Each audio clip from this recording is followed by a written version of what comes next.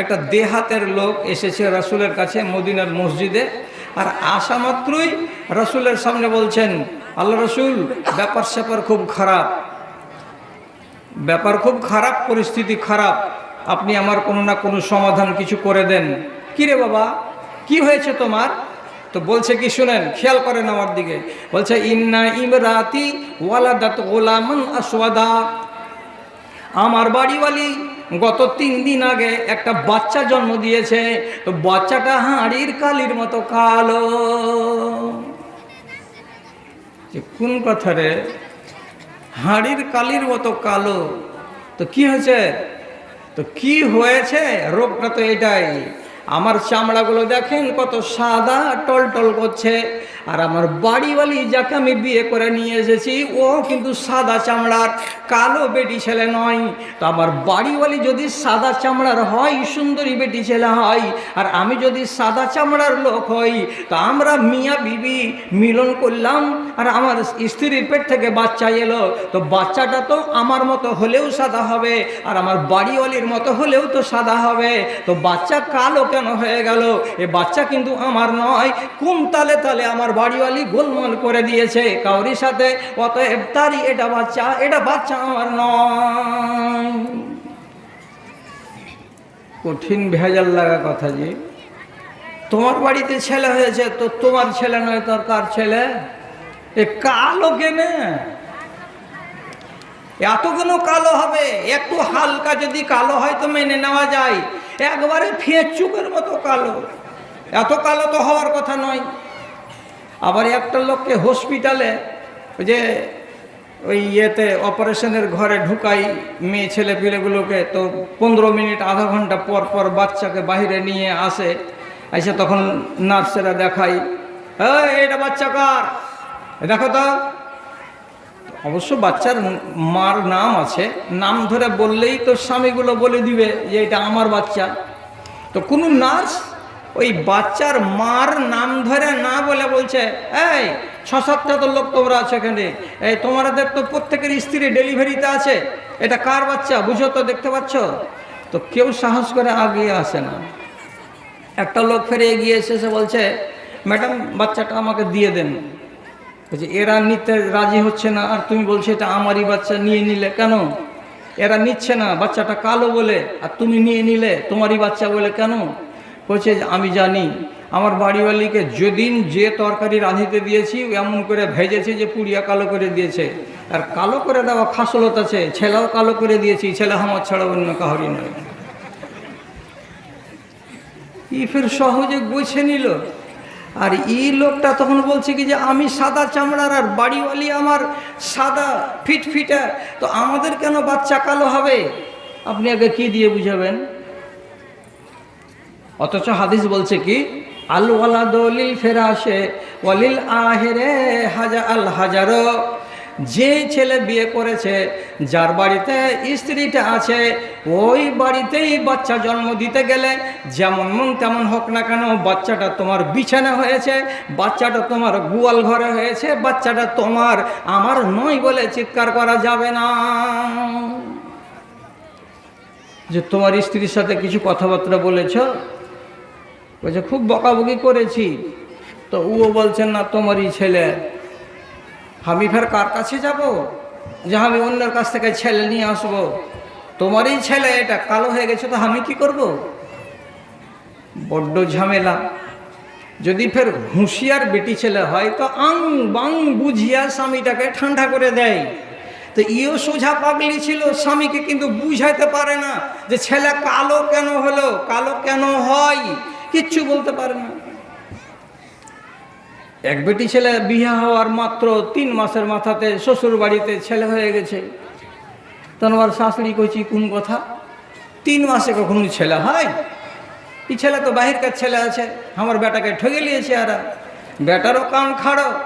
তখন স্ত্রীকে যা বলছে, তুই কি এরকম কি কাজ করলি, আমার সাথে এত বড় বেঈমানি কেন করলি, এ ছেলে তো আমার নয়। কোনোদিন 3 মাসে ছেলে হয়? কমসে কম 8 মাসে, 8.5 মাসে, 9 মাসে, 10 মাসে ছেলে হয়, তো 3 মাসে যে ছেলে হয়ে গেল। তো পড়াশোনা করার চালাক বেটি ছেলে ছিল, এই গজুয়াকে 3 মিনিট একদম সোজা করে দিল। বলছে তোমার বিয়ে হওয়া কয়দিন হলো? তো ভাড়ুয়া কইছে কি যে 3 মাস। কইছে আমার বিয়ে হওয়া কতদিন হলো? কইছে 3 মাস। তাহলে 3 মাস আর 3 মাস কয় মাস হলো? 6 মাস। আর বাচ্চাটা কতদিন পরে হলো? তো 3 মাস। তাহলে 3 আর 3 আর 3, তো 3 দিনে 9 মাস হলো না? তো কে তোমাকে কইলে যে বাচ্চা 3 মাসে হলো? ভাতুয়া কইছে ঠিকই তো, হিসাব তো মিলে যাচ্ছে। হ্যাঁ, আমার মা ভুল কথা বলছে।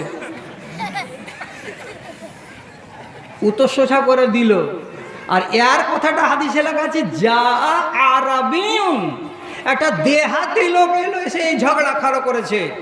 এই দেহাতিকে কি দিয়ে কন্ট্রোল করা যাবে?